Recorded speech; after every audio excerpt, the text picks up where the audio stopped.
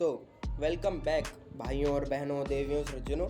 तो आज हम लोग क्या है ना, ट्रिग्नोमेट्री के बारे में देखने वाले हैं। क्या चीज़ है ये ट्रिग्नोमेट्री ना? बहुत ज़्यादा डर तरह का बना रहता है बच्चों में कि ये क्या है, क्या ये ट्रिग्नोमेट्री आखिरकार 10th में। तो देखो, ट्रिग्नोमेट्री को समझने वाले हैं, ट्राई करेंगे 10 मिनट में या 10 मिनट से पहले ही हो जाए। तो देखो स्टार्ट करते हैं। सबसे पहला कि ट्रिग्नोमेट्री वर्क किस चीज़ पे करती है। तो ट्रिग्नोमेट्री ट्राई मतलब 3 साइड्स, ट्राई मतलब 3 होता है ना, तो इसीलिए राइट एंगल ट्राइंगल पे, जो कि ट्राइंगल मतलब ट्राई मतलब ट्राइंगल 3 साइड्स, तो राइट एंगल ट्राइंगल पे अपना ट्रिग्नोमेट्री वर्क करता है। ठीक है, ट्रिग्नोमेट्री राइट एंगल ट्राइंगल पे वर्क करता है, ये चीज़ पता चल गई। अब इसमें कुछ टर्म्स सुने होंगे, sign, cos, tan, cosec, sec, cot वगैरह वगैरह। तो ये क्या चीज़ है, ठीक है ना? इसमें सुन के भी काफ़ी लोग घबरा जाते, अरे ये कहा आ गया सामने, ऐसा भी हो जाता है। तो देखो, sign, cos, tan, cosec, sec, cot, ये क्या चीज़ है? ये रेशियोज है। ठीक है, ये रेशियोज है। कैसे रेशियोज?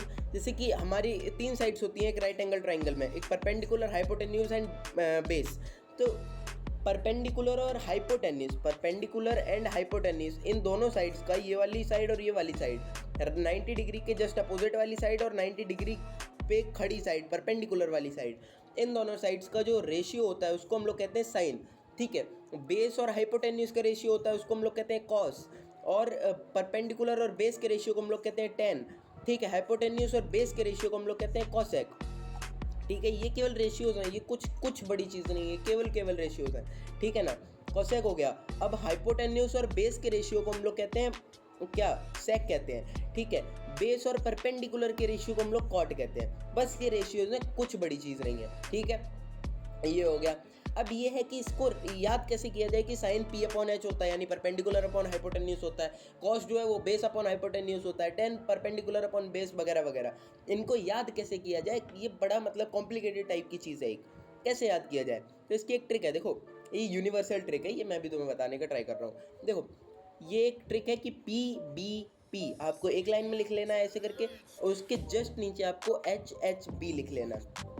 ठीक है, अब P के ऊपर आपको साइन लिख लेना है, B के ऊपर आपको कॉस लिख लेना है, P के ऊपर आपको टेन लिख लेना है। ठीक है, H के नीचे कॉसेक लिख लेना है, H के नीचे सेक लिख लेना है, और B के नीचे आपको कॉट लिख लेना है। इतना लिख लेना है। उसके बाद अब PBP HHB को, इसको कैसे याद करना है? ये तो कोई मिलिट्री कोड वर्ड जैसा लग रहा है ना? तो इसको याद करने की क्या ट्रिक है?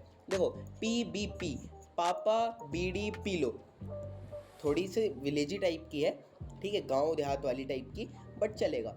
हमको क्या याद ही तो करना है, कौन वहाँ पे देखने जा रहा है कि हमने कैसे याद किया। ठीक है, देखो, पी बी पी पापा बीड़ी P low, H H B हुक्का हो गया बंद। क्या बोला? पापा बीड़ी पी लो, हुक्का हो गया बंद। ये एक ट्रिक है, ये एक ट्रिक है जिससे कि याद रह सकता है कि कैसे कैसे हम लोगों को किसका रेशियो साइन, किसका रेशियो है कॉस, किसका रेशियो है टेन, किसका रेशियो है कॉसेक, किसका रेशियो है कॉट, किसके रेशियो है, ये सब याद रह सकता है। ठीक है, अब इतना तो ऑर्डर तो याद रहेगा ही ना, sine cos tan cosec sec cot, sine cos tan cosec sec cot, 4-6 बार रिपीट करना, इतने में याद हो जाएगा। ठीक है, अब एक चीज़ और जिससे कि थोड़ा सा और इजीनेस हो जाएगी, कि देखना, साइन होता है पी अपॉन एच, साइन होता है पी अपॉन एच, और साइन के नीचे क्या है, ये जहाँ पे साइन है उसके जस्ट नीचे कॉसेक लिखा हुआ है। तो कॉसेक क्या है? साइन का just opposite, H upon P. Sine होता है P upon H, cosec just opposite H upon P हो जाता है। ठीक है, कॉस होता है बी अपॉन एच, सेक हो जाता है H upon B, just opposite. Tan क्या होता है? पी अपॉन बी होता है। कॉट क्या होता है? बी अपॉन पी हो जाता है, जस्ट अपोजिट। तो ऐसे करके और याद रखा जा सकता है। ये चीज़ आ गई समझ में। अब ये देखना है कि इसका रियल लाइफ में यूज़ क्या है, कैसे क्या यूज़ होता है। ये तो समझ में आ गया, ये रेशियो समझ में आ गई, ये इमेजिनरी चीज़ है। अब देखना है कि यूज़ कैसे होता है, क्यों होता है। ठीक है ना, कोई रियल लाइफ एग्जाम्पल वगैरह। तो देखो, अब ये एक सिचुएशन है, इसको इमेजिन करना। आप कहीं जा रहे हो, आपका नाम है चमन, एक आपका दोस्त है जिसका नाम है रमन। ठीक है, आप कहीं जा रहे हो, सामने आपके माउंटेन्स हैं और बीच में एक नदी है। आप नदी के इस साइड पे, एक साइड पे खड़े हो, दूसरी साइड पे आपके माउंटेन्स हैं। ठीक है, अब आपको यहीं से खड़े खड़े ये हाइट निकालनी है, क्योंकि रमन की तो हालत ख़राब। रमन कहता भाई मेरा हो गया भाई, अब मुझसे नहीं चला जाएगा। तो आप कहते हो, आप इनकरेज करने के लिए, रमन को इनकरेज करने के लिए, अरे भाई थोड़ा ही तो ऊंचा है माउंटेन, इसको चढ़ लेंगे, क्या दिक्कत आ रही है। तो रमन कहता है कि बता भाई कितना ऊंचा है, तू बता दे, आज तू बता दे, मैं मान लूंगा तू इंजीनियर है, बता दे आज तू। तो चमन कहता है, यानी आप कहते हो ठीक है भाई। देखो, आप क्या हो? आप हो मैथमेटिशियन। इमेजिन आप हो मैथमेटिशियन। ठीक है, आपको मैथ आता है, बट रमन ने क्या किया, रमन स्कूल के टाइम में बंक मार के उससे बातें करता था, ठीक है, तो इसलिए रमन को मैथ नहीं आता, ठीक है। अब आप एक इमेजिनरी अगर देखा जाए तो यहाँ पे जहाँ से चमन खड़ा है वहाँ से ये माउंटेन का टॉप, और माउंटेन से जस्ट नीचे यहाँ पे जहाँ तक आपकी लैंड दिख रही है, यहाँ पे ज़मीन यहाँ तक का, और रमन के यानी कि चमन और रमन आपके फीट से जहाँ पे माउंटेन का ये जो लैंड है, ये यहाँ से ऐसा एक राइट एंगल ट्राइंगल आपको दिख रहा है, ज़रूर दिख रहा है। तो ये आपने इमेजिन करिए राइट एंगल ट्राइंगल। अब चमन को मैथ आती है, तो चमन ने कहा कि राइट एंगल ट्राइंगल मतलब क्या लग सकता है, एक तो लगेगी पाइथागोरस थ्योरम लग सकती है, पाइथागोरस। फिर रमन कहता है कि पाइथागोरस के लिए मुझे 2 साइड्स चाहिए होती हैं तीसरी निकालने के लिए, बट यहाँ पे तो मेरे पास कुछ नहीं है, यहाँ पे मेरे पास कुछ नहीं है, ठीक है। अब चमन ने क्या किया कि चमन ने इंची टेप या फिर जिसको बोलते हैं कि मीजरिंग टेप निकाली, और उसने यहाँ से अपने पैर से लेके माउंटेन के जस्ट नीचे जहाँ तक ये परपेंडिकुलर टाइप का बन रहा है, यहाँ तक उसने लेंथ को कैलकुलेट किया, ठीक है। नहीं कर पाया क्योंकि उसकी टेप खराब हो गई थी, ठीक है, उसने कैलकुलेट नहीं कर पाया, उसकी टेप खराब हो गई थी। अब रमन कहता है कि भाई एक बात बता, ये मेरे पास एक लेज़र लाइट पड़ी है, तू जब तक बना रहा है तब तक मैं लेज़र से खेल लेता हूँ। चमन कहता है ओ भाई तेरा भी दिमाग क्या काम करता है भाई, ला लेज़र दे मुझे।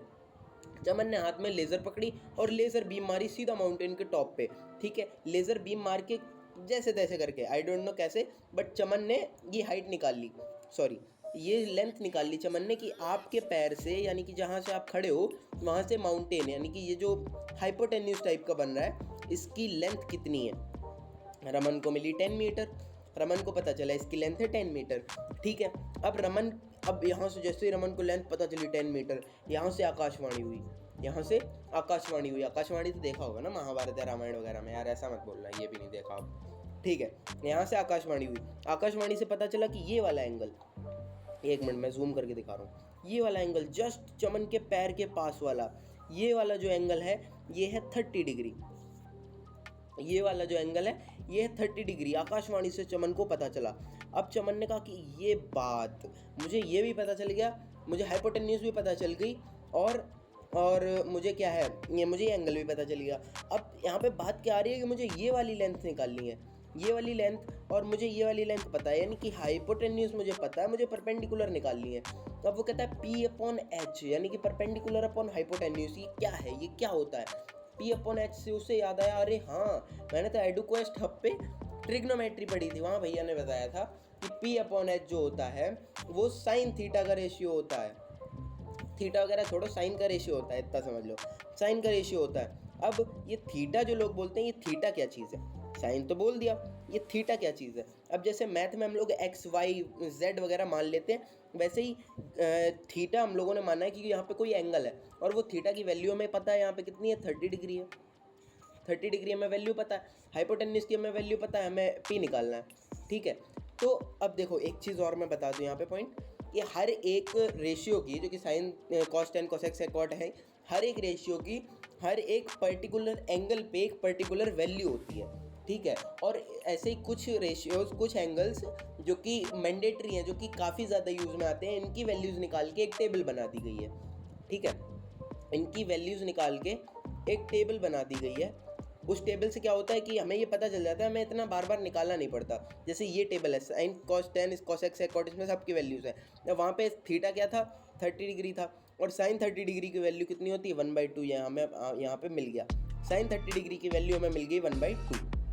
अब यहाँ पे हम लोग सॉल्व करेंगे कि sine 30 degree is equal to P/H। Sine 30 degree की वैल्यू में 1/2 पता है, P तो हमें पता नहीं, H हमें पता है कि कितना है, 1/2 इज इक्वल टू P हमें पता नहीं, H हमें पता है 10 है, क्रॉस मल्टीप्लाई करेंगे 2P इज इक्वल टू 10, तो हमारे पास P की वैल्यू क्या निकल के आ जाएगी, 5 मीटर निकल के आ जाएगी। ये है ट्रिग्नोमेट्री का एक यूज़। ये करते ही चमन का रौला कायम हो गया, और चमन एकदम से बोलने लगा कि भाई मान गया मैं, तू जीनियस है, मैं मान गया तू जीनियस है, ठीक है। तो ये देखो, ये मैंडेटरी है टेबल, इसको याद कर लेना, काफ़ी ज़्यादा यूज़ में आती है, वरना वैल्यू निकालना बार बार ये काफ़ी लेंदी प्रोसेस हो जाता है, ये अच्छे से याद कर लेना। तो ये ट्रिग्नोमेट्री का बेसिक था, मैंने ये समझा दिया कि ट्रिग्नोमेट्री क्या चीज़ है। अब इसके क्वेश्चंस वगैरह और इसके जो कुछ इसकी आइडेंटिटीज़ और हैं, जैसे ये टेबल की कुछ स्पेसिफिक वैल्यूज़ फिक्स है ना, जैसे इसकी कुछ आइडेंटिटीज़ हैं, इन रेशियोज़ की कुछ कॉम्बिनेशन की कुछ वैल्यूज़ फिक्स है, तो वो सब और क्वेश्चंस वगैरह हम लोग आगे वाली वीडियो में देखेंगे। होप सो समझ में आया होगा। ट्रिग्नोमेट्री का बेसिक समझाया मैंने और कुछ नहीं, इसमें रॉकेट साइंस नहीं था। होप सो समझ में आया होगा। तो लाइक करना, कमेंट करना, शेयर करना, दोस्तों को भी दे देना यार, उनका भी भला हो जाएगा, ठीक है। तो कमेंट करना किस चीज़ पे आगे वीडियो चाहिए और इसमें क्या प्रॉब्लम्स थी इस वीडियो में, क्या वगैरह वगैरह वो सब बता दीजिएगा। Thank you so much.